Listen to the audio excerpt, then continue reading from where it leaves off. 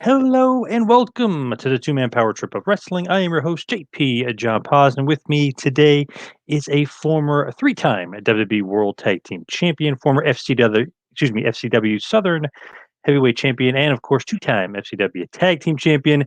You may know him as the Stampede Kid or Tyson Kid. He's of course TJ Wilson. TJ, welcome to the Hey, two-man thank power you trip. very much. I appreciate that introduction, man. Thank you. Good stuff, man. You've done quite a lot in your career. Great wrestler. But what have you been up to? What's going on in your world? Just been busy working now behind the scenes. I have my supplement company and just been working out a lot. And I have a ring in a warehouse about like 20 minutes from my house that I work out with people in, that I help train people. So I've been staying busy, very busy, especially as of late. I've been very busy, which is good though. I'm definitely not complaining. Workhorse Fitness, right? What's going on with that? Keeping busy, Yeah, keeping the yeah, yeah, orders coming through? yeah. And I thought, of course, I thought it would really slow down during this pandemic, but it did fairly well. It stayed pretty good. So I think all the home gyms, everybody kept working out. But I was a little surprised, to be honest. But it's cool. Now, this warehouse, is this like an Undertaker thing where, you get a warehouse built and you start wrestling in there? Or is this a I mean, WWE property? Or is this yours? it's not me wrestling there, but I it is like kind of similar to that. And it's been me training people and having talent come through, and either working on something, or sharpening up, or especially with this last year, it's been a good way to kind of keep ring shape without live events or working like a full-time schedule. So I think it's helped out a lot of the talent, and I think it's been fun. It's been really fun, and it's good for me. It opens my mind a lot, so it helps me in that aspect. I think I saw Natty taking pictures there, or somebody was taking pictures, and I saw the workhorse behind you Yeah, guys. yeah. It's fun. It's a fun kind of a judgment-free zone. It's a fun place to be. Do you own it, or is it just like a warehouse you rent I out? just warehouse I'm leasing. So, as far as like you getting back, you're not wrestling at all, right? You're No, no, I won't wrestle again. I'll never wrestle again. Which is, it might sound a little bit, very matter of fact, but it is for me. It's been my reality for almost 6 years now. So I've more than come to terms with it. When people hear me say that, I think they get a little like taken back, because, but I know myself. I know myself very well, and I just know that I'll never wrestle again, and I'm totally fine with that. I'm proud of my career. I had a good, almost exactly 20-year in ring career, and my career is not over. It's just a different. Now I'm in a chapter two, and I'm not in the ring anymore. But I get to do everything, but besides be the person in the ring, but I get to vicariously live through all the talent. So I almost get it. I get a lot of the fulfillment. I just don't have to take any of the physical. I don't get any of the physical side effects. So it's all good. you don't have to take the bumps and get the Oh, injuries, right? no, no more. Is that weird for you though? In a certain sense, I know you said you came to terms with it. Is that weird at all? It's like, man, I can't believe I'm not in there. Yeah. So like obviously this is me talking to you now. 6 years after the fact almost. So of course it was a giant thing, especially for the first 2 years after my injury. I didn't know what I was going to do, and I was also recovering. So it's like you have so many things going on at one time. You go from being on the road. When I got hurt, I was on the road 5 days a week. And I'd come home. I fly home on Wednesday, get home like Wednesday, either like late morning or early afternoon, and fly out early Friday morning. I was home for like 18 hours a week. I'm sorry. 36 hours a week, a day and a half or something. It was crazy. It was under 48 hours. I'm home every week, and then at that time also, that day and a half that I'm home, we were also filming Total Divas. So it was 7 days a week. It was a grind. It was awesome, but then and then it came to a complete stop. It just it didn't slow down. It didn't taper off. It just was a halt. And of course, it was a huge, just a huge thing to deal with mentally, physically. Like I said, I was also recovering from first off the injury. Then a few weeks later, I had the surgery, and so I'm dealing with all that all at one time. So it just takes, it's like it takes extra long for, like, if I was just dealing with like an injury, then like I could have healed quicker. If it was like, some kind of something and I just wasn't a wrestler anymore, it's like I could have maybe moved into the role of being a producer quicker. But since it's like both these things happening at the exact same time, it's like, my body can only try to heal so much at one time that it just took a very, very long time to kind of to feel like back to normal. Honestly, it felt like it was a very long time. So when I say that I won't wrestle again now, I'm saying it from a very definite point of view, but I'm saying it from, I've already toyed with all of that in my mind for 6 years. So I'm not saying it from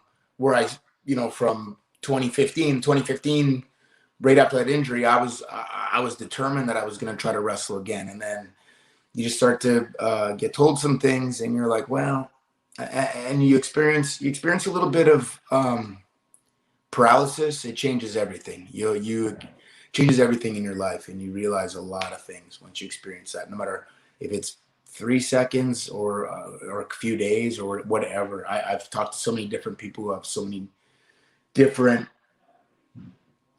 stories of like about like a massage girl that I know that works on me. She was temporarily paralyzed falling off a mountain. So just things like that. But it was like for a few days. So like it put my like 5 or 10 seconds to shame, but those 5 or 10 seconds time stand still. So it just changes your perspective quite a bit, I feel like. Yeah, that's gotta be scary and, just crazy. So what like, it was just Smo Joe Muscle Buster was just a, like, complete accident, he just hit it wrong, I guess? I don't know. I don't know if it was him or me. Both. I've seen a picture where I'm in it and I have my hands are like underneath his armpits, like from underneath. So I'm already pulling quite a bit on my neck. I don't think I have my hands in the right spot, or I don't know. It was just one of those things that just like a crazy perfect storm of stuff that happened, and who knows. Um, the it sucked up. It sucked so bad that it happened. It sucked that it happened with Joe, because obviously I know there's no malice there. We're friends. We talked from that point on. We always stayed in contact. Then like post surgery, my surgeon came in and he was like, man, he's like, it's too bad about this injury. He's like, you told me you've been wrestling for 20 years. And I said, yeah, close. I said, I started my very first match in July 1995 and I got hurt June 1st, 2015. And he said, your spine's perfect. He's like, you have the spine of someone who's like never like just sat on your couch. He's like, your spine's minus that injury, your spine's perfect. So it just was a crazy, crazy freak thing. It wasn't some wear and tear. Like obviously now I have the fusion, but otherwise my spine's perfect. I've never had a back issue or anything like at any point in my wrestling career. Wow, damn, crazy, I guess freak injury, just, crazy, but Yeah. you still look like you're in tremendous shape now. Yeah, I mean, so I quickly realized in those 2 years, well, I say quickly, 2 years, I realized in those 2 years, take the quickly out of it, that it's much harder. It's much easier to keep up than it is to catch up. So when I first got hurt, obviously I can't really work out as hard as I was prior to my injury. And I had a bunch of friends come in and visit me, which was awesome. But they come visit me, and then it's like, well, the diet's out the window, and it's pizza. It's like, well, I don't have to wear spandex, so no problem. So it's just junk food all the time, and you can justify it. So I'm trying to justify it, and then like everyone's lives move on, and then no more of like my friends coming and visiting. Like they have to go back to work and do stuff, and now I'm at home. I finally get cleared of this neck brace, so I'm able to lift a little bit heavier, but I still have to take it pretty easy. This is like September, October after my injury, and like I just remember looking in the mirror and being like, "Oh no, I'm not in the shape that I was in, not even close." And I'm not. I was like, for me, I was like, "This is like not acceptable shape.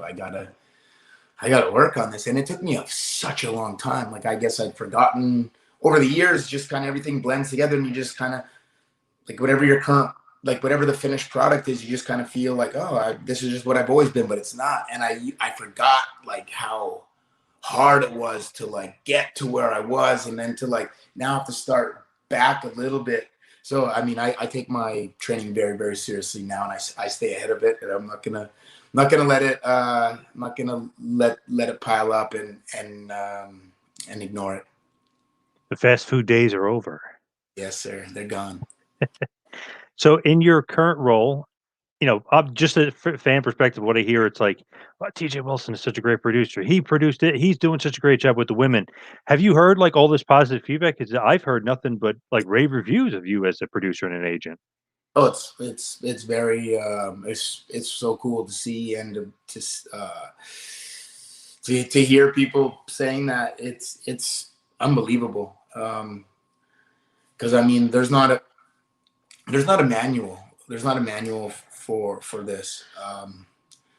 For example, like to train to be a wrestler, there's a lot of wrestling schools. Obviously, some are better than others. Some are awesome. Some are terrible. There's everything out there. But there is a school. There are schools out there to learn how to be a wrestler. But then to be a producer is like obviously take what you learned as a wrestler is like a part of it. But then there's like so much more in terms of being able to communicate and convey your message and your idea and for people to understand it.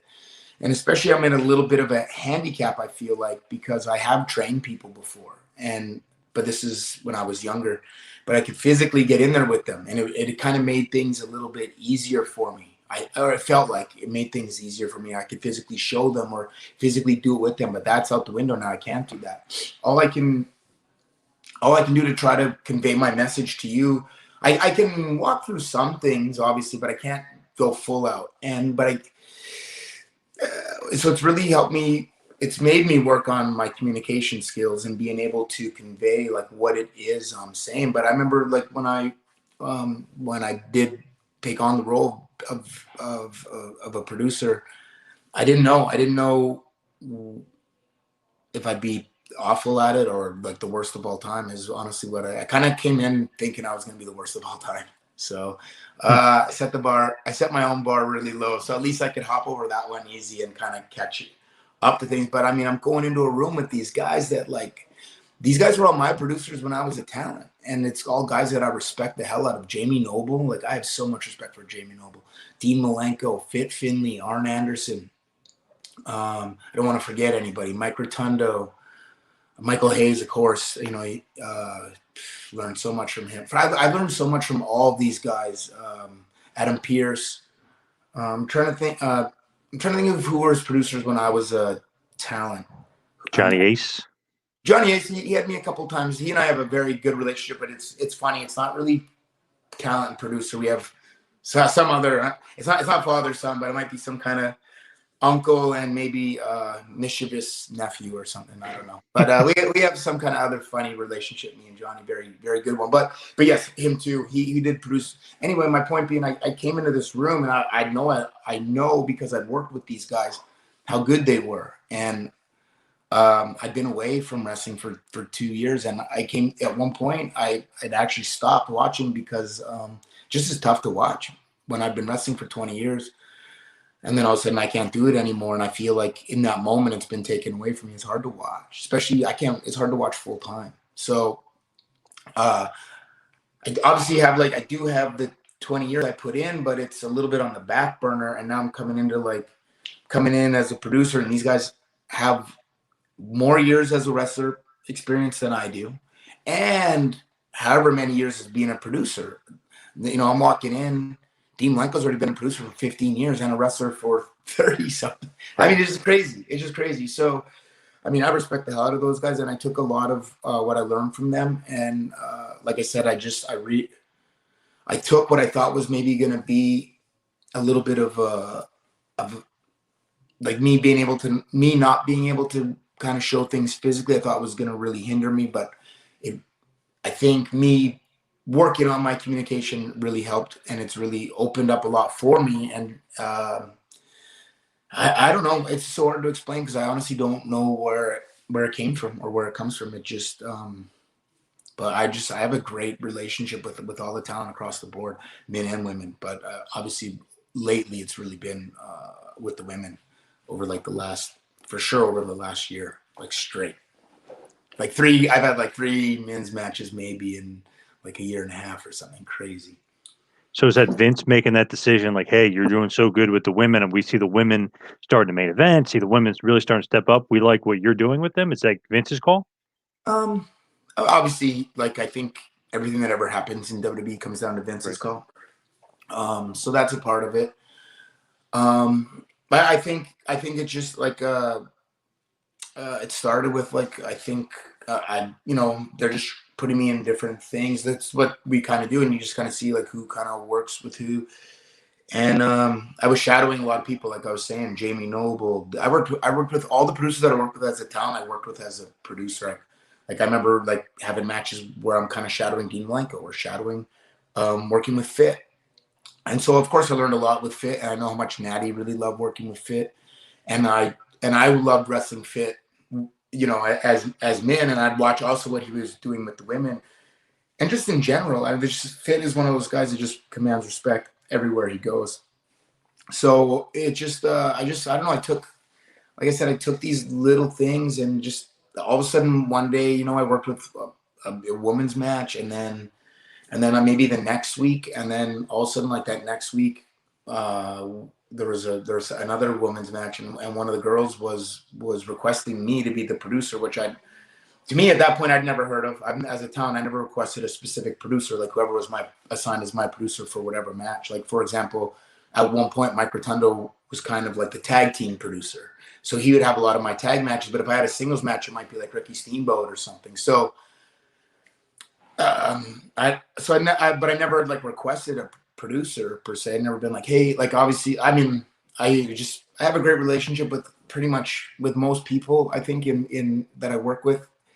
But like if I were at that one point as a talent, I'd probably, if I were to request, I'd request like Jamie Noble. We just have a good relationship like that, and we have a similar wrestling sense, I feel like. And but anyway, I never requested. It never would cross my mind to request somebody. But one of the girls requested me, and then another one, and then it just kind of like it's one of those things where it's like it just snowballed. It completely snowballed, and now it's like an avalanche. And like it's its own thing now. For me, in my funny world, it's its own thing. It's like Bret Hart requesting Pat Patterson back in the day, or so you hear like, "Oh, I want Pat to help me with this man." It's kind of like the same thing. It's a sign of respect, really. Oh, 100%. And I don't take it lightly. I take it very, very, very seriously. I don't. I know what trust has been put into me, and I'm not looking to. I'm not looking to fracture that at any cost. So I know exactly. I take it very, very seriously, and I try to be very, very thorough with everything I do. I also do a show with Dr. Tom Pritchard, Natty's buddy, and he was saying he was the producer and he stunk. One of the greatest trainers ever, if not the best, said he I mean, stunk as yeah, a hands down the and he best. said he stunk as a producer. He said Ted DiBiase, he loves Ted, but he said Ted kind of stunk at it for whatever reason. Obviously, Ted might be one of the greatest ever. Yeah, He yeah, said yeah. it's weird how some guys, he goes, they just gravitate it and are great at it. Mm-hmm. He's right. I mean, I've seen it. I've seen it with coaching, and I think there's a lot of similarities in coaching and being a producer. I think it's very closely related. Um, and I've seen some great wrestlers, but they almost can't explain to you what makes them great, and that's cool. There is nothing wrong with that. That is cool, but like I mean, I don't like, for example, like I don't know if like Ricky Steamboat, maybe he can. I don't know if he can tell you exactly what made him like so cool, and Ricky Steamboat and this crazy match with Macho Man, and what made me as a kid think, man, Ricky Steamboat's cool as hell, blowing the fire and stuff. Like Right. there's certain charisma or certain things you might do that you may not even, they might be almost like just second nature to you, and you might not really be able to always coach them. I've seen great talent. I've seen great talent not really be the best coaches. And I have also seen people that weren't very good, that didn't like that physically didn't get that side of wrestling. And there are so many sides to wrestling, but they couldn't physically, physically weren't a good wrestler and yet be awesome coaches. And I've seen that multiple times. So I mean, you're gonna kind of see everything, and just because somebody you watch on TV is either awesome, you feel they're awesome, or they're not. That doesn't mean it would. It might completely translate over, and it might be total 180 for both guys. For example, like it's so funny. But Dr. Tom is one of the best coaches, if not the best coach. The only other coach, I mean, yeah, it's Dr. Tom. We learned so much from him. I just listened to Kurt Hawkins talking about everything he does at his school is stuff he got from Dr. Tom and FCW. So, I mean, same as same as Myron. It's all Dr. Tom stuff. So, makes perfect sense. That's why those Wrestle Pro boys are doing good. MJF and Mark Sterling, all that. That's because they're two or generation, whatever, split from a Dr. Tom school. Yeah. But basically a Dr. Tom school, like in theory, if it was like franchised out, that's what it would be, a Dr. Tom school. It is great though, like as far as you being a producer and you've been able to connect and people wanting you to do the matches. So what does like the producer do as far as like do they get the credit for the matches? Do they just have to put the matches together? Like how does that kind of work for the producer and the wrestler? Depends. Was the match really good? Then Yes. then the producer doesn't get the credit. But were you not happy with it? Then I might get the credit. No, I'm just messing around. Gotcha. So I go to the day. My day will start with a production meeting, and then kind of figure out what we're doing on the show, and then from there, I always say this, look at my marching orders, but it's not really marching orders. We kind of debate and throw ideas around. It's all a creative process. We debate and throw ideas around. Then once I finally get like the finalized version of what we're going to do that night, I leave the meeting. Then I find the talent, which, like I said, for the last like year and a half, has just strictly been the women. Then for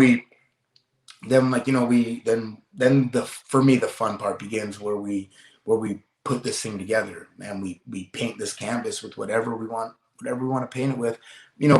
Obviously whatever has been laid out that day, it goes by those parameters, but the others, but then outside of that, and sometimes it's more confined and constricted, and sometimes there's a lot more leeway. It just depends on the day. No 2 days are the same here in WWE. It's a lot of days can be somewhat similar, but no 2 days are ever exactly the same ever.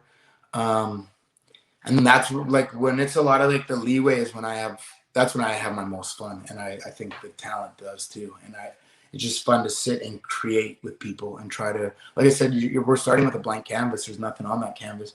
And then it's whatever ideas we come up with and decide to do. And it's truly art. We really are we're creating art, and it's cool for me to then like as the talent go out through the curtain and go to perform this. It's so awesome to watch that. But I take this back. So the best moment I said was the creating. That's the second best moment. Then the third best is them going out. And that's the third. Then the best is when they know they've done a great job and they come to the back. That's number one by far. It's unbelievable. And when you have those moments don't happen. Those like the big crazy ones don't happen every week, but when they happen, it's you'll never forget them for the rest of your life. And like those moments as the talent come through Gorilla that I've had are way bigger than anything I experienced in my own in-ring career. Wow. Yeah, it's unbelievable. We have a great connection, and it's been a blast. It honestly has. If it ends right now, and this is the peak of it, then I've had a hell of a run in these 4 years, and I'll take it. And I'll run. And we recently saw Natty and Tamina. They had the cameras back there. They're crying as they come through the curtain, and obviously you played a big part in not them winning the tag titles, but you played a big part in the match. Yeah, and it was really cool to see them come together, and to see the timing was just hilarious. Like it was like 10 days shy of Tamina like 11-year anniversary or 11 years of being called up to the main roster. So it just was 10 days shy. And it's in the exact same building where the Hart Foundation won their first tag team titles against the British Bulldogs. Of like so much like generational stuff involved in this. Then you have Naya is in the match too. She's in that Samoan like so. I mean, there's so much generational stuff just in that one match. If you really break and in that building, and it's crazy. It was yeah, it was fun. It was a lot of fun. It was such a fun journey, and it's still going on, obviously. But just that first ride, and then I think maybe they didn't want to believe at the talent, maybe Natty and Tamina, but I think they in the back of their minds thought at WrestleMania and not winning on night 2 was maybe as high as it was going to get. And but they were wrong. So it's awesome. It's awesome. I was glad. I was really glad to see. It's like I said, them winning it at that SmackDown. I told Natty this was kind of cool because obviously it would have been awesome in WrestleMania 2, and that's fine. It didn't happen that day, but a few weeks later on SmackDown, it kind of like they had the big pyro and they had like their own moment. It didn't get lost in the rest of the show, and like I said, and then it just happened to be in that exact same building, which is just so bizarre. Just like I guess you can, but nobody thought to write that. It's just crazy. It's just weird, almost destiny and life just doing its own thing. Yeah, a little happenstance there. Yeah, that's interesting how that kind of worked out. Yeah, big time. So when you're like producing the match and stuff, if they let's say do something in the ring like that you didn't want to do, or like, oh, that we didn't plan on you doing that, or where did that come from? Do you say anything to them? Like, does Vince say anything? Like what? How does that kind of happen? Yeah, I mean that happens sometimes. Sometimes, I mean, this is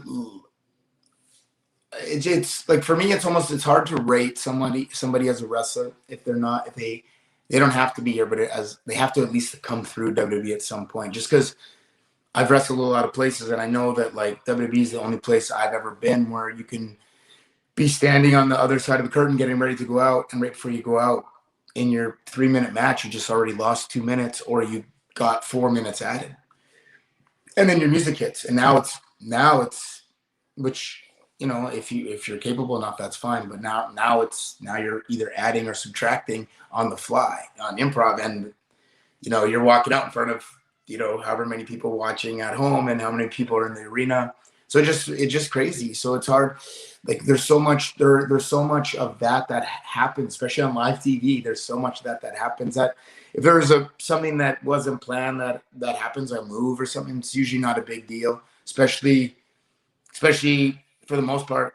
Like I said, I usually it would be done well. I really believe in the talent. So I would never be too worried about that. As far as you producing, did you think like you were going to become this like natural at it? Because like we were kind of saying before, it's one of those things you never know. So did you think like, oh, I'm going to get this, or you're like, man, I don't know if I'm ever going to get this? So I guess like where I would have where the part of me would have kind of believed in myself is that like I said, I did train people before. I trained kids when I was younger. But again, I was physically able to demonstrate and show and do it with them, where this is not that. So like, no, I definitely didn't think I was going to be very good at this. I thought at best I might be all right. I might finally get the hang of it and be okay. And I had everybody helping me. I mean, everybody: Johnny, Jamie, Noble, Dean, all the guys I named, all like really went out of their way to help me out and kind of show me everything, like show me kind of like the way to do it, but then also show me like, hey, but like, look, this is the way we kind of had to learn it. Like, look at all this stuff we kind of had to do wrong to figure out kind of where we are now. Things like that put a lot of things in perspective for me, but. Honestly, off the bat, no. I thought it was going to be awful at this.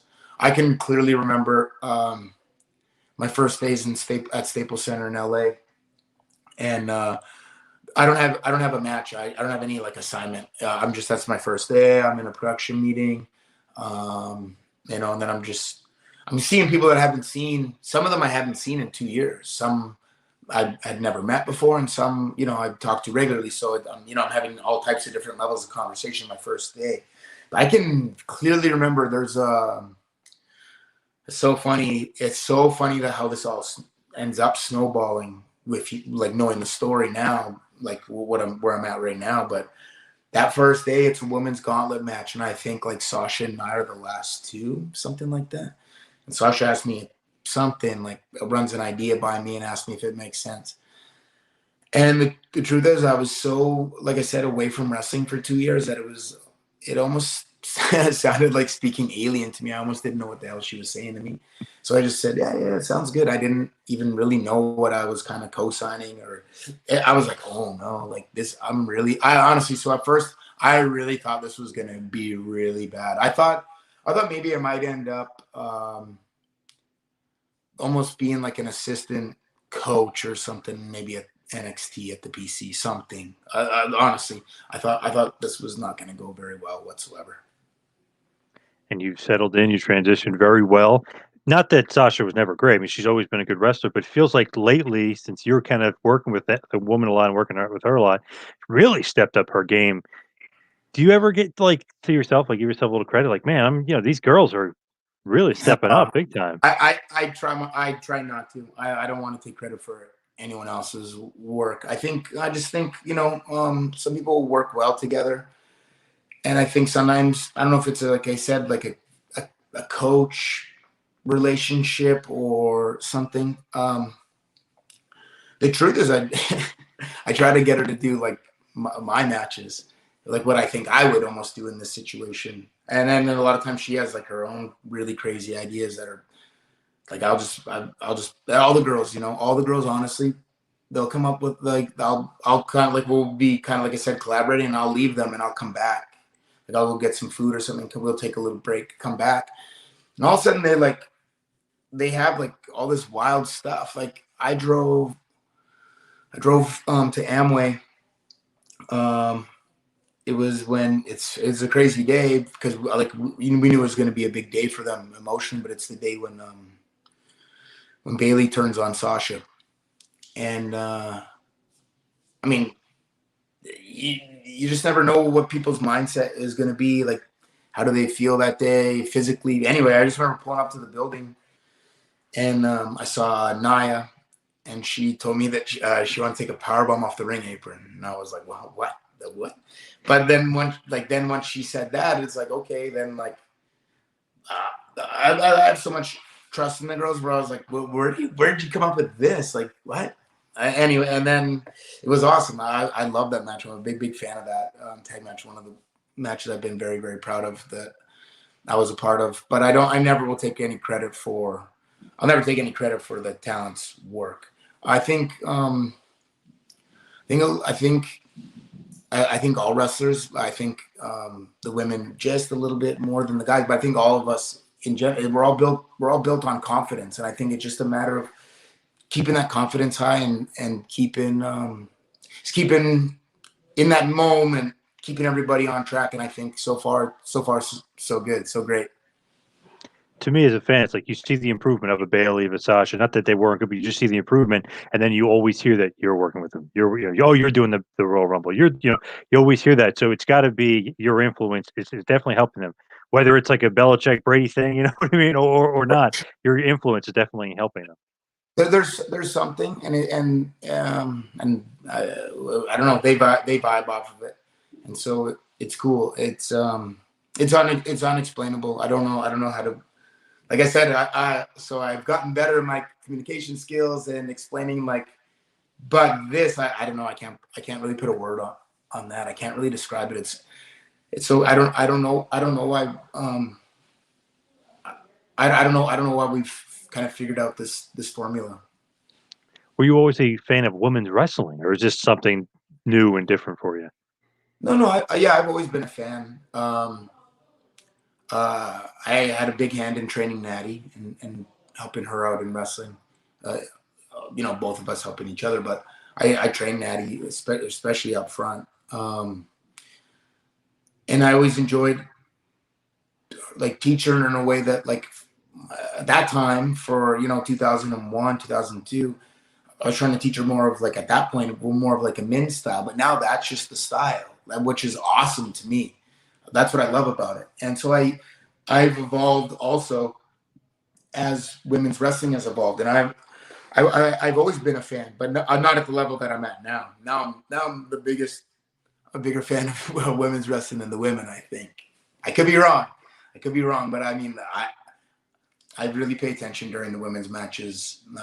For honestly, if it's on my TV, whatever company, I pay attention because I'm just curious to see what all the other women are doing around the world. Now, you said before Dr. Tom, the best trainer ever. I don't know. Your family lineage technically might say it might be Stu Hart, right? Technically, Yeah. you're the last graduate of the Hart Dungeon, right? So I guess I meant Dr. Tom is the best for what I would Current, call yeah. or coin as WWE style. Yep. Um, yeah, I mean, definitely. Stu and Bruce Hart and Ross Hart, I'd be foolish if I don't mention them. They trained me so much and so many hours in the dungeon, or if the weather was nice enough in that ring. That was the best time when that ring would go up outside. You'd be like, oh, thank God. No more like bumping down here in the dungeon where like everything, you got to learn how to fall right because everything hurts down there. When you're 15, 16, everything really hurts. Like I recently just saw a picture of me. I think I might be 17 or 18, and it's with like I sent it to my friends. I said, "Yo, look at the guys." I sent it to these kids that I train with now. I said, "Look at these guys I trained with," and it was like not every guy was, but there were some big guys. I remember being thrown around by like 300-pound guys, and you're just thinking like, okay, it's March. Unfortunately we're in Calgary, so there's still snow on the ground, but it's getting close, and soon we'll be able to set that ring up. And it's just the ring's just that much better than getting thrown around in the dungeon. Are you technically, as a shoot, the last graduate of the Hart Dungeon? Yeah, I mean, yeah, I think so. I was there the day I was there the day when we tore it down, when we pulled the mat up, and I was absolutely shocked to see how thin the padding was. Number one, like I say shocked, but kind of not really. But what I was shocked is when we pulled the padding off, and you realized like it just was these little like wooden slabs, like to elevate just barely above like this like cement or like linoleum, like this super hard floor, and it's just these little wooden slabs, just like barely, and then the padding, and then the classic green canvas over top. It was it's so crazy to think like I was wrestling on that thing like 3 times a week since I was like 16. Because actually, at my first match, then I started training the dungeon. Like we were just kids messing around at first, and then we kind of got invited to the dungeon, and then it was on from '96 to '04, so 8 years. Wow. Yeah, The main trainer was Bruce Hart. yeah. Bruce and Ross both were like pretty equal, pretty consistent. There's pretty much the two of them every time. Both helped me on so many things. Ross was the first guy to really help me understand the psychology of wrestling, and I can remember it clearly. I just asked him in the van. We're driving to some show in Alberta, and I just asked him like, to the most basic way, can you please just explain this to me? And I might have been 17 or something, and he was explaining it and explaining like that was maybe the first time, not just explaining it in broad strokes, but a little bit more detailed, and that really helped me out. Bruce was always very good for coming up with like exciting stuff, and like he was always big on trying to build up character and build up. Bruce was pretty good at seeing both sides. He understood the technical aspect, and he understood the entertainment aspect, and he usually was trying, the best he could to kind of combine the two. And not, it was a different time, but yeah, I thought those they both helped me so much, though, really, really did. And then I had a Japanese trainer that Ross hooked me up with, Tokyo Joe, and that I mean, obviously I give Dr. Tom a ton of credit, but without Tokyo Joe, like I never even sniffed WWE. So I owe everything to him, Tokyo Joe. Japanese Calgary connection, right? I mean, they always had those great Japanese guys came in and through that area. It's crazy. At one point in like the '80s, they had so many Japanese guys that that they started, like they used like one as like a Korean guy or a Mongolian or something, and they started using a couple as like Native American wrestlers at that point. Um, uh, one guy's name was Sonny Two Feathers. He's actually a Japanese wrestler. He wrestled in New Japan, and I wrestled him. He's wrestling in Stampede Wrestling in the '80s as a Native American, and just there were so many. But like it's funny if you think about it now, just like damn, there's a lot of crazy, awesome talent in Calgary. So much great talent has come through there. But again, like just like those, like Liger was there, Kensuke, like a lot of awesome Hirohase, a lot of great Japanese wrestlers, Mr. Hito, trained Brett and stuff. So I mean, it just like you said, it's just this crazy connection that like went on even through me. Like then I started going to New Japan in 2002 because of Tokyo Joe. So like it was carrying, and then Harry went, and Rick Victor, and he's from like a little outside of Calgary, but he's a Apocalypse. Yeah, Yeah. Apocalypse, Calgary guy. The world hasn't been able to see how good he actually is. He's actually one of the best wrestlers that I've ever wrestled. Just always remember him early on, like thinking like, man, obviously he became big as the Ascension, but like I was like, man, this guy's gonna make it. And then all of a sudden, Yeah, I don't know, they make him shave his head and his beard and all that stupid stuff that happens to the guys along the way. yeah.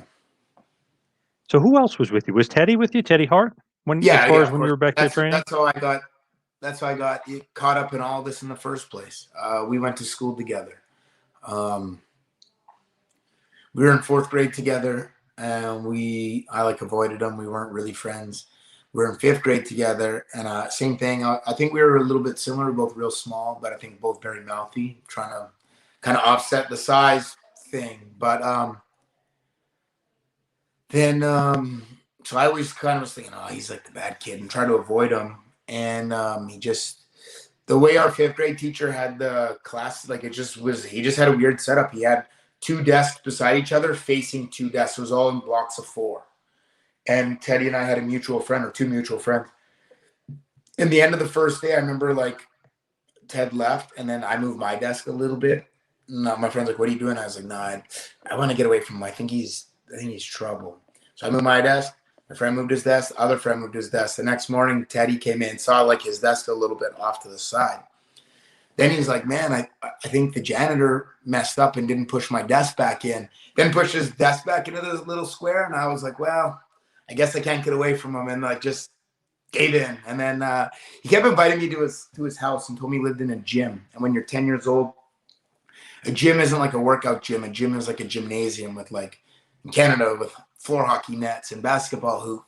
And so I remember, and he sold me on it because he kept saying that he had an ice cream shop, which he did. It was a part of the gym. And so I come to his house. I went to his house, and I realized it's this hardcore weightlifting gym in Calgary that has like a ton of bikers. It was wild. It was funny, and it was in downtown Calgary. And good old BJ's gym is fun. I had so much fun there. I ended up spending the next like 25 years there, like the in and out. It was just funny, and just so funny. Like, where did that come from? And I guess you guys probably lost connection today, right? I mean, he's got his problems and issues. I guess you probably don't talk to him anymore, or maybe you still do. I still talk to him. We still talk. I hope that whatever it is, you know, I just hope he can get everything figured out, legally and otherwise. I don't know. I would like to see him. I'd like to see him enjoy and have like a relaxing, second half of his life. He was the youngest guy ever signed to WWE ever. He's 18, or as soon as he turned 18, they signed him. So it just shows you the potential. I saw him, unbelievable potential. I remember him. I went with Davey and Harry and Diana and Georgia to England for that summer, like a little family vacation. They invited me to come with them, and Teddy was doing his tryout. And I remember coming home because this is 1998. This is like, Davey had a cell phone, but it's like not like now. And so I'm like, I don't hear anything about this, and we're gone. We were gone for like a month. So finally, then I remember coming back to Calgary and like first question I'm asking is like, I remember maybe it was Ted's parents pick us up from the airport actually when we land, and I was like, "Hey, what happened with Ted Trout?" And then they're like, he got a contract," and I was so excited for him. And then I remember running into him shortly after, and he explained everything to me, and said, goes back to Dr. Tom was the guy there too.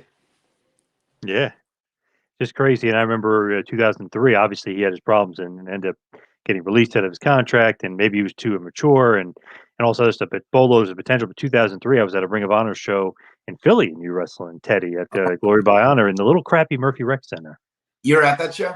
Yes, great show. That is so funny, man. That is so funny. Yeah. That was fun. I remember Teddy's dad asked, Ring of Honor wanted to book Ted, and then his dad wanted me to wrestle him or something, and then so I just got flown in to go wrestle Ted. I just finished like my first 3 tours of New Japan in like the 6 months, and then I was going in. I just come home in June, and then that's September. I remember talking to Daniels, and like it was crazy. It ends up not happening, but at that point, we're both supposed to start going back to New Japan a lot again. Like Daniels, I think was teaming with Brian, and he said I was supposed to team with this other guy from Calgary named Dave Swift, who's wrestling. He won tour in New Japan as the Swifter, and then like I remember New Japan calling my coach and just saying like they're like, okay, next tour. And they'd always like put it out 2 tours, and then it'd be like, no, the one after that. No, the one after that. And that went on for like a year. And then I was like, man, I get it. If you're trying to figure me in, at that time I'm 23 years old. That's cool, but man, like just don't tell me, yeah, you're gonna be like, just don't string me. Let's just say, hey, we're not sure. We don't. Maybe in a year, we don't know. Just at least it would have sucked, but then it'd be at least ripping the Band-Aid off instead of like prolonging it. Yeah, I remember doing that ROH show, and it's funny because I only did the one, but I remember they had a big meeting and they were talking about how it was the last show at the Murphy Rec Center. So I knew it was the last. I remember like someone asked me, I forgot that it was Glory by Honor 2, and I was like, I don't remember the name of it, but I know it was the last show at the Murphy Rec Center. So I always knew that for whatever weird reason. Crazy. They had to pay off like the fire inspector because there was so many people in there and it got so damn hot. It was just crazy. So they had to go to the National Guard Armory the next time around, and obviously that holds a couple thousand people. So you don't have to worry about all that stuff. Yeah, it was hot. I remember it was so hot. I remember coming upstairs after and watching the main event. Samoa Joe, right? He's in Daniels. Yeah, Chris Daniels. Yeah. And I remember there's the thing where the referee, where they ring the bell by accident.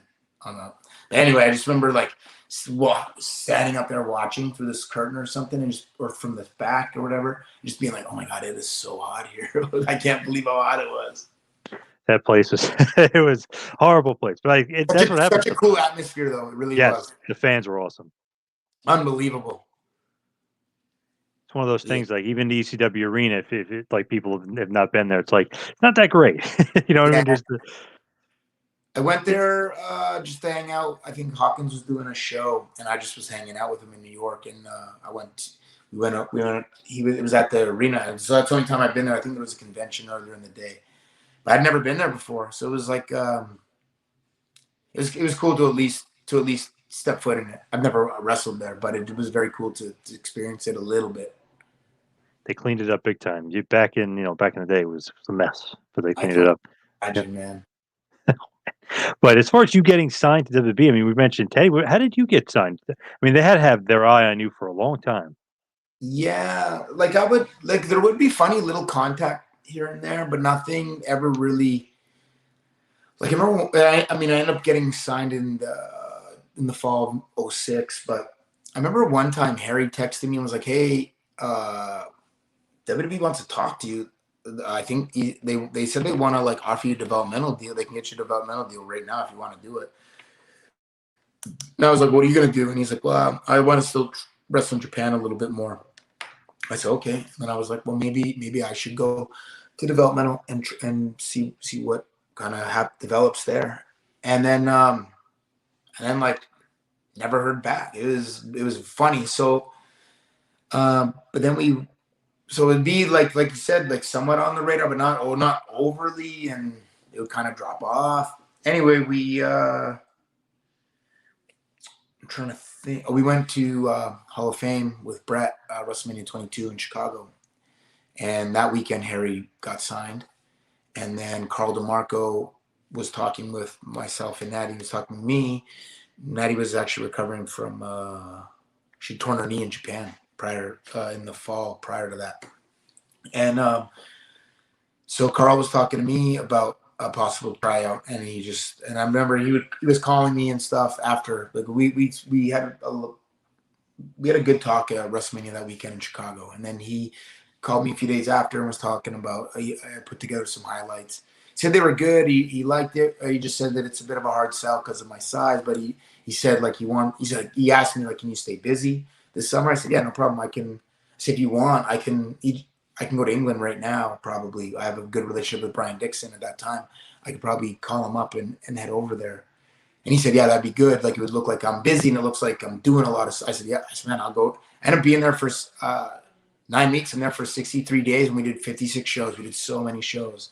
Oh. And that's what Brian Dixon does. He does a ton of shows. It's fun, but you're busy. So I was like, okay, you want me to be busy? Yeah, I can't be much more busy than going there. So while I was over there, then Carl called me and told me that the tryout was set for the first week of October. And he told me he had funny advice. He said, I talked to him when I came home. I flew back home from England in September, and I'm home for 3 weeks, and I go do my tryout. And when I talked to him when I was home, he said, hey, make sure, it was very funny advice. He said, make sure that so you're not going to get any bigger, so just be as lean as you can, which is fine.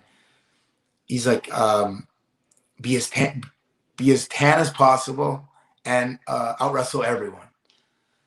Okay, man. So I remember going and getting a spray tan for the first time, like, all right. And then as far as the out wrestler, when I tried to hold up that end, but I just remember that tryout. I went in on a mission. Just, I knew, maybe I would have ended up being wrong, but I went in with the mindset that this was, that was my only tryout. So in my mind, it was my first and last tryout. In my mind, I was 26. The company's changed a lot, but in 2006, I was 26 years old. It was almost reaching like this age isn't, 28, a little old, whatever. 30, oh no. So anyway, I remember going in like on a mission, like, all right, I have to kill this. I can't let this slip through my hands. And I did my absolute best. And Dave Taylor, I walked in on the first day, and Dave Taylor, like, I walked in so nervous. I didn't sleep the night before. And Natty's there too. I'm so scared. And I go walking in, the first guy I see is Dave Taylor when I open the door. And I've wrestled with Dave in England and teamed with him. And there were 2 days where he kind of like, he kind of ran like 2 little training sessions completely on the fly. And I took part in both of them, and did a lot with him. And I really like Dave. He reminded me, he has some similarities to Davey Boy. Something in their sense of humor, something about him kind of reminds me, obviously, more than just the English connection. But so as soon as I walked in, he's like, TJ, and then I was like, oh, I wasn't so scared anymore. I still was really nervous, and I still obviously planned to do my best. But seeing Dave really helped me, and he really looked out for me during that tryout. I remember like we do this little jogging around the building to warm up, and Dave's practices were very different than Bill's practices at this time. And Dave's were a lot more technical and a lot like doing drills. Bill's were more doing drills, the blow-up drills. So we're doing this little jog to warm up, and Dave said, hey, TJ, you're supposed to do the afternoon class as well? I said, I don't know. I said, just the email they sent me here, told me to be here at 9 a.m. He said, hey, you should probably do the afternoon class, because even if you're not scheduled for it, it'll look really good. It'll look like you did both classes every time. I said, no problem. I came there with Carl's advice in mind. I was there to out wrestle everybody, not in a greedy way, but those guys had jobs that I wanted one too. Remember, Dave goes and finds out, and he comes back. He said, no, he's like, I talked to Bill. You don't have to come. So like same as like when I became a producer, and I said, everybody looked at, like, Dave was really looking out for me. And I was so happy that like I'd been to England, the year prior and like spent some time with him. And the first guy I did like a drill with was MVP, funny enough. And so it just was a cool experience. But I remember Dave Taylor telling me at the end of the tryout, he said, "Hey, Bill wrote a very, very good email." He's like, "I've never seen him write such a nice email about somebody." So he's like, "Expect the call," but then like I don't get one the next week or the next week, and we all want everything now. So I just remember thinking like, oh my God, even I think I killed it as best as I could in that moment. And Dave told me Bill loved it and they're still gonna pass. Damn. That's what I thought. Yeah. And then Mike Bucci called me literally the next day. And it was cool. It was very cool. I just couldn't believe it was real. I couldn't believe it. It was unbelievable. But like I said, those 4 weeks waiting to be signed after Dave kind of telling me like, "Hey, I'm pretty sure you're going to get signed." Those 4 weeks, time really dragged on. But then Felt like forever. Yeah. Oh man, yeah, it really did. Anytime I'd get like an unknown name call me, I was like, "I think it's it," and then it'd be the opposite. It was absolutely not that. It was not. It was someone I didn't really want to talk to. So would they send you to Deep South or FCW? Yeah, I ended up going to Deep South, and I'm there for like I'm finally there for like a month. And then the other really, really cool thing for me is I wrestled Kofi in my tryout. October 5th. I don't want to mess this up, but it's literally October 5th. The 6th confused me. October 5th, 1996. We wrestled WWE live event in Calgary. And then October 5th, 2006, I wrestled Kofi in my tryout. Exactly 10 years later. Like, a lot happened in that decade. I spent a lot of time wrestling and a lot of time working on my craft in that decade. And a decade's a long time. And just so funny to me that it happened to be exactly 1 decade later. And then, so I ended up going to Deep South. And I'm there for about a month. But at this time, the change has already happened and Dr. Tom's the trainer. And then I've actually, at this point, I teamed up with Dr. Tom once on an indie show in Washington State. So I at least know, like me coming in, I at least know the trainer. And then Tom was awesome from the beginning. And I've never had anything that you could even call somewhat of half of a negative experience with Dr. Tom. So, I mean, my time in developmental, I really loved it. Dr. Tom, Steve Kern, Norman. Because I'm there for a month, then it shuts down. And we were just we're all hanging out in McDonough, Georgia for like a month. Then we get the news to go down to Tampa. Yeah, it was weird, like the way it just shut down, right? Just like, boom, Deep South is done. Dude, it was like, "Hey guys, come back tonight at 6. There's a meeting." All right. And so this time I'm brand new and the dress code's like so crazy. Like, you don't want to mess up. So like we're there and we all come in biz cash. And then Johnny comes walking out. He's like, "Hey guys, we're shutting this place down." And then he's like, "All right, so let's get this taken down." And then like we all kind of sit there, like everybody's kind of like, "What does that mean?" And me especially. I'm like I said, I'm 4 weeks in. I don't know what's happening. And then he's just like, "Guys," I said, "let's get this place taken down." And I'll never forget it. Hawkins and Ryder like stand up and rip down one of these giant banners that was up on the wall. Like, it's just a big poster. And then it became like Lord of the Flies. It became Lord of the Flies after that. It was, and then it just was like not demolishing everything, but I mean, then we took everything apart and got it out of there. It was so nuts. I just remember being covered. The reason I mentioned this guy, I'm wearing these like khakis. I just remember being like covered in dirt. We're taking down rings, man. I'm covered. I had a white polo and these like beige khakis. I'm covered, so dirty. And then it's like, "Hey guys, we're all gonna go eat now." And I was like this. Am I allowed to wear like shorts? Man, it was crazy. It was so crazy. It was fun. It was my time in developmental was fun. I mean, FCW, I had a blast. Norman Smiley, Dr. Tom again, Billy Kidman taught me so much. Steve Kern. I love my time in FCW. And it's not one of those things that I loved it now when I look back in hindsight. I loved it in the moment. I didn't go to college. I just wrestled. I just wrestled since right before I started high school. I just been wrestling, wrestling, wrestling. FCW I was there for like a little under about 2 years, close. But I don't know. I just look at it as though like I was a little bit older, but I look at it as like my college. I had a lot of fun and I learned a lot there, and that was where I first started working with Dusty, and later on developed, and I worked a lot more closely with him, but it started there in FCW. Good stuff there. FCW, kind of untapped as far as just obviously moved on to NXT, but just really, I know they Yeah. had that small documentary on WWE Network, but there's so much more they could because so many guys came out of there. It's crazy. So many, I mean, Sheamus, look at Drew. Drew's from FCW. And he's also an OVW. And I wrestled him. I knew him in England before when he's 19 years old. And Sheamus too. I met both of them. Wade too, all three of them. I remember they're like, hey, what do you think?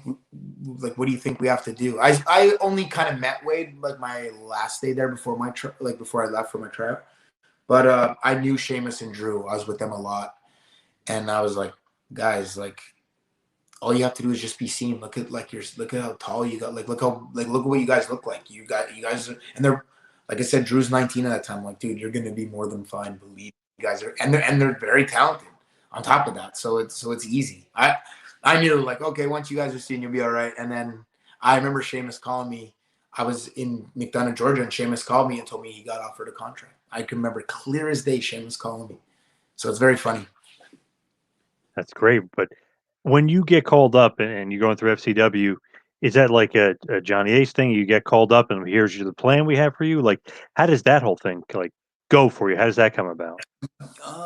So with me, so everyone has, I think, a little bit of a different story. So there's a lot of different ways you can maybe find out or get told. So Kidman at this point was working on the road on the main roster, and then he's doing TVs, and he's coming back down to FCW on his other days when he's not on the road. I remember he came in the FCW and he said, "Hey, I think you're debuting next week." They mentioned in the meeting with Natty on ECW as your manager. I said, "Wow, okay." And then I was very excited. Obviously, I said, "What else?" I remember being like, "What else?" I said, "What else?" And he's like, "Well, nothing else." And now that I've been in these meetings, I understand it, but it's just so funny. I'm like, "No, they must have said something else. One more word." Anyway, then right behind him was Fit Finley and Arn Anderson, and we had to do matches in the arena. I remember I wrestled, and literally the match ended.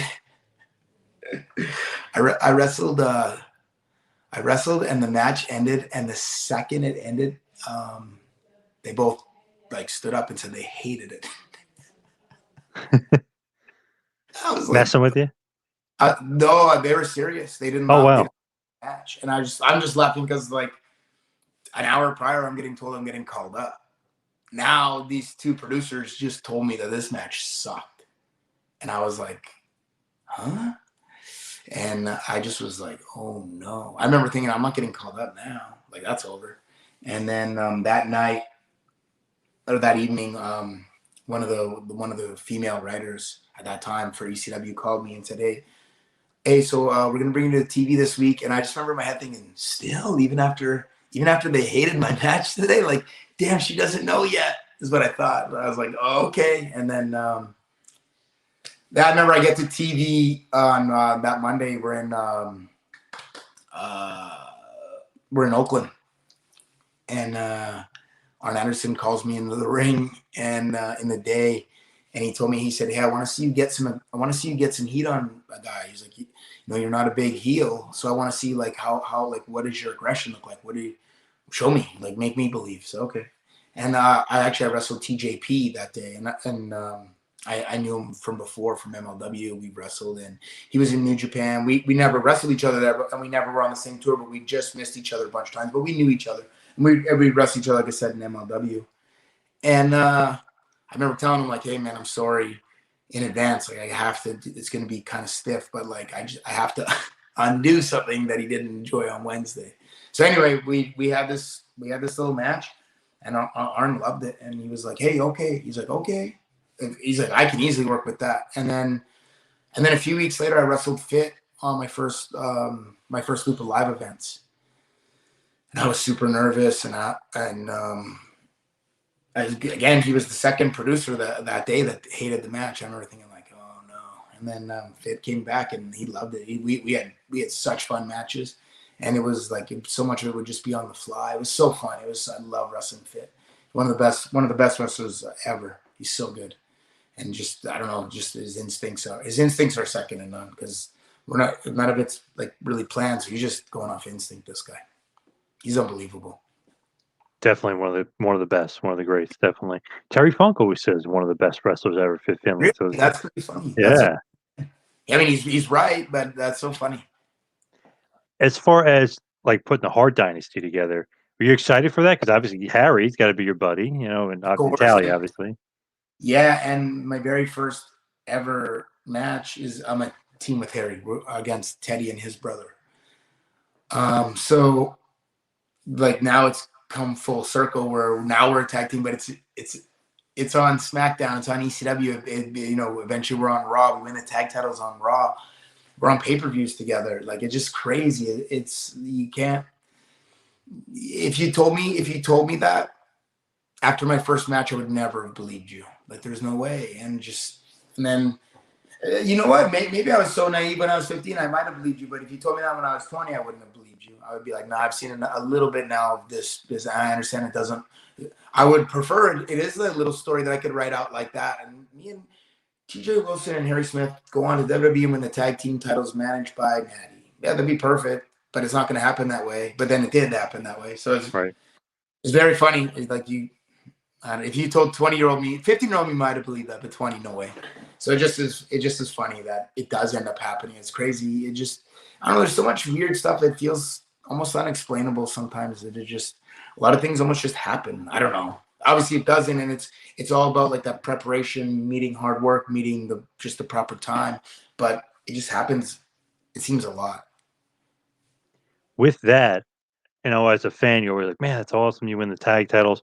Does that mean a lot to you guys? Like tag team champions, they're doing something with us. We're getting a push. Does that mean a lot to you? Huge. It means so much to me.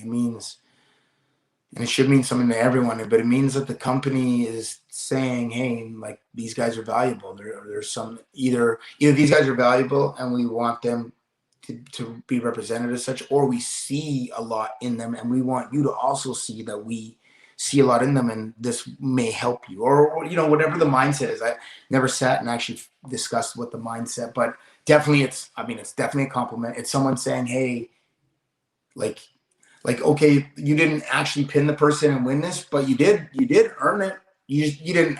I didn't earn it. I didn't earn it when I actually put Miz in a sharpshooter and he tapped out, but I did earn it by my work and the body of work and the work that we'd put in at that point. Somebody felt that we'd earned it, and so I did earn that title. I didn't earn it by actually making the Miz tap out, but we did earn those tag titles for sure, and it means a lot. It kind of, to me, it kind of gives like a little, at least maybe to like the 10-year-old me. Like if I'm 10-year-old me arguing wrestling, once I really get engulfed by wrestling and it takes over by the time I'm like 12, 13, at least like always, at least I could say, oh, well, at least this guy has been a champion before or whatever. So like it kind of gives you like, at least it gives you like a little place in history. Like now in this title history, you're there forever.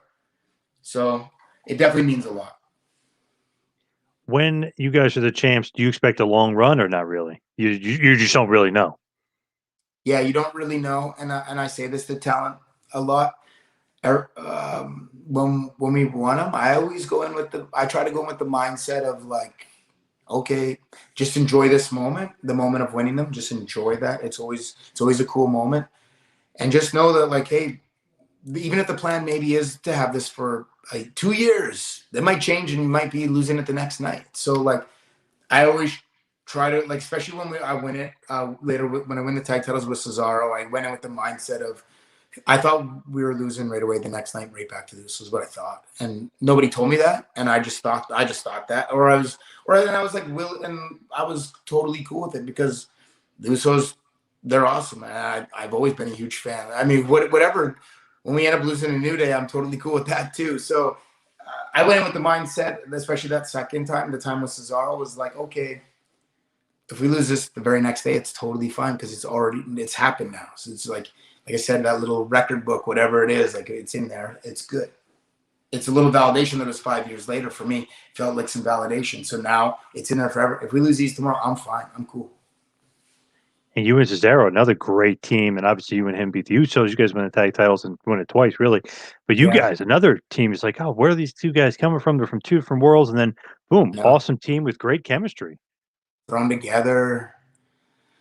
It was weird. I mean, we wrestled a few times and we had great chemistry as opponents, but that doesn't mean you're going to have great chemistry as a tag team. Doesn't mean that being a tag team makes any sense. Even if you might have good chemistry as a team, if it doesn't really make any sense, like that doesn't mean the fans may not care.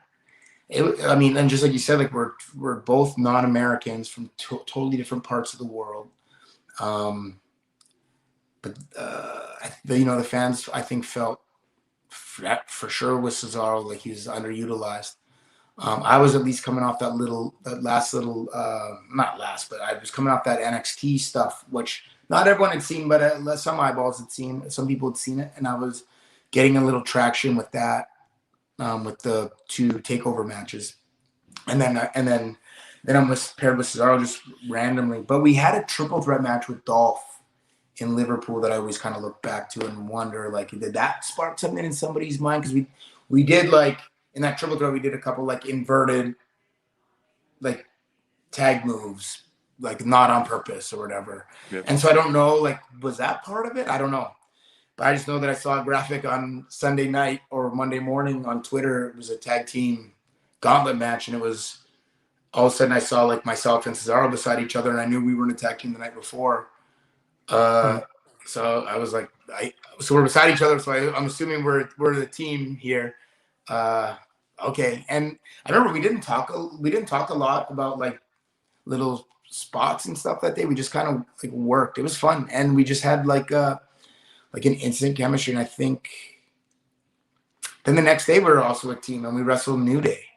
And then the next week, like we wrestle the Matadors on Superstars in Detroit. And I remember we come out, and Detroit is a pretty smart wrestling city. And we come out to Cesaro's music. When Cesaro came out, it was still like a pretty insane reaction. That for me, I was like, oh man, I was like, can I tag with this guy for the rest of my career? This is gonna be easy. It's gonna be so easy for me.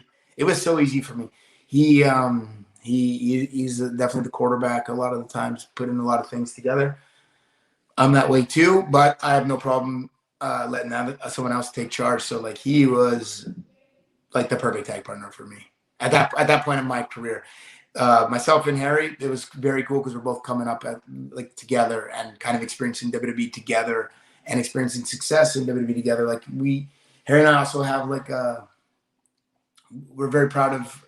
It was a live event. It was the day after Christmas, but we had a singles match at MSG. I remember Johnny and Vince both had a lot of praise for.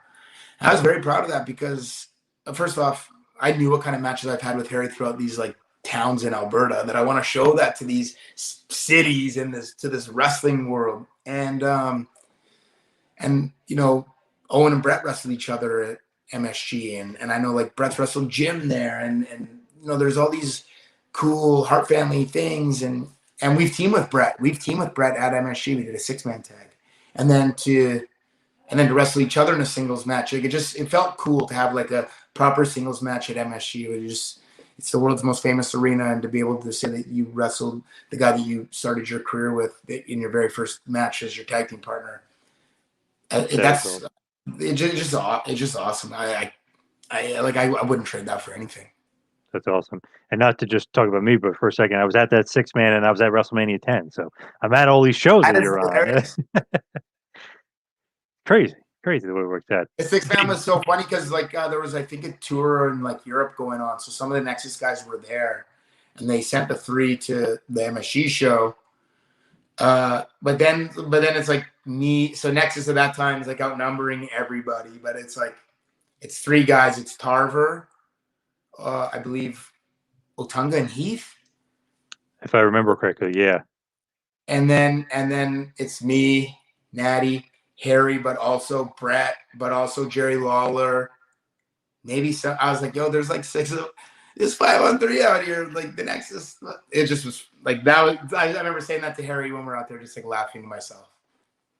That was a good night though, especially for Brett. Obviously, a big appreciation, a big tribute to Brett. Damn, he did the elbow up the second that night. Yep. Brett did the elbow up. I remember. I don't remember if he planned it or not. I honestly don't remember if he planned it or not. I remember like selling on the floor after tagging Brett. I remember looking up and I see him like hop and sit on the top rope, and I was like, he's really gonna do this elbow right now. Oh man. And it was awesome. It was so awesome. It just like it was so cool to be there and to be in that match. It was so cool. I have nothing but fond memories. We teamed with Brett a little bit in Germany too. That's where I sometimes get confused of who maybe the six guys, who the three Nexus guys were, because we did a tour in Germany where we wrestled against Nexus for a whole second half of a tour. So, and it was Oh, I didn't realize that. Awesome. six man tag with Brett. So it's funny, like I got to do some, like I said, some really cool stuff in my career, like team with Brett, wrestle Harry at MSG. We wrestled DX. We clothesline Vince at WrestleMania. Like just some awesome stuff that like 10-year-old me is losing his mind over, no doubt. Every day he's going crazy over it. Now, as we hit the wind down, head towards the finish, I want to mention this to not just kind of brush over the NXT run. I love when you were a heel in NXT. That was great. Feud with Neville was great. Feud with Sami Zayn was great. Love the Neville stuff. I love your little catchphrase, you being the sarcastic, a-hole and stuff. And you had a great run at NXT, not to kind of just overshadow that, but that was awesome. No, and I really appreciate that. And I was channeling my inner Ted, for that run. Nice.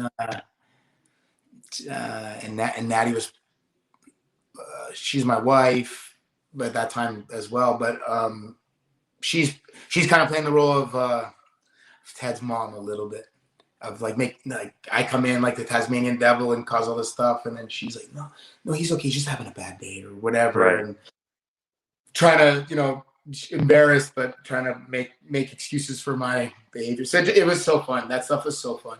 And using her as like the pawn in my matches was so fun and cool to, again, that creative process. And again, being involved with like women's stuff. Like there's a little period right after I do the NXT stuff and before I team with Cesaro where I'm kind of managing Natty a little bit. And I'm in these like I'm out there for like Natty.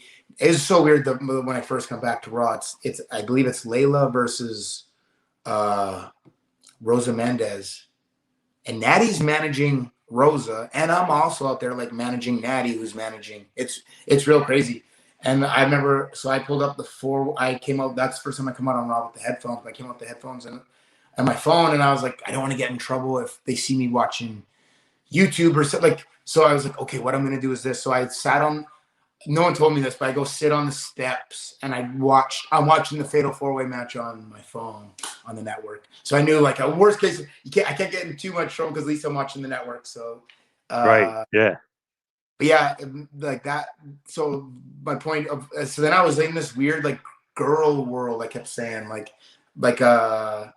remember like pulling somebody's foot off or like when Natty knocked Nikki Bella and I catch her or like I managed it was the Total Divas versus the Divas at Survivor Series. Like, and I'm out there. It was just weird, cool. Like again, but back to the point of like, yeah, I've always kind of had this weird, I didn't even realize maybe, but this weird connection to women's wrestling. I don't know. Because I mean, Natty's obviously did so much with them, but like same with like the Bellas and stuff, like Natty really trained them.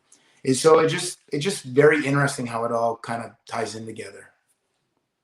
You had a great 20-year career, obviously. Now, great run as a producer. But looking back, if somebody, let's say, wants to go on YouTube or maybe WWE Network on Peacock, someone's like, all right, I want to put in some Tyson Kidd. I want to put in some TJ Wilson. Who's some of your just your favorite or your best matches or just your maybe best memories? And I meant to mention him when I just said like that we wrestled DX and Clothesline Dance, but also I have two matches. One is the longer one on Superstars. But two matches with Rey Mysterio, which like mean the world to me, especially that second one. It's on YouTube somewhere. I mean, at one point, there was some guy on there that had like 12 million views, but that guy got taken down not too long. I looked it up recently and wasn't there. The match is there, but that guy's crazy number one wasn't there. But yeah, like against Ray or against like you mentioned Neville or Sammy, that Fatal 4-Way, I'm very proud of it. Myself, Cesaro, and Dolph triple threat from SmackDown in Liverpool. I love that match. The stuff with Cesaro against New Day, the stuff with the Usos, with Cesaro and with Harry. We had a pay-per-view. We had a match on pay-per-view at Money in the Bank. Myself and her against the Usos, but it was like not very long. I think we had like 5 or 6 minutes maybe. We wrestled the next night on well, not on Raw, but at Raw. We wrestled on Superstars, but we had like 15 minutes. I remember Brett and Pat Patterson coming and finding us after, because I think that's the day they're setting up the SummerSlam stuff with the Nexus. So Brett's there that day, and it's Brett and Pat came and found us. I remember, you know, we all had the same mindset, all 4 of us, all 6, Natty and Tamina too. It was funny that now they're the women's tag team champions, but also because the 6 of us had the same thought process. We wanted to show them the match that they missed out on from the pay-per-view the night before if we'd had 15 minutes instead of 6 minutes. And I don't think that's a bad attitude to have. We didn't do it in a negative way. We did it, I believe, in a positive way. And I remember Brett and Pat coming up to us and just like really with a lot of praise, and like they love that match. It's on Superstars with the Usos, I think maybe like June or July 2010. Trent Beretta, another one of my favorite opponents, had so many. Kurt Hawkins and I had one real good match on NXT. It was very good.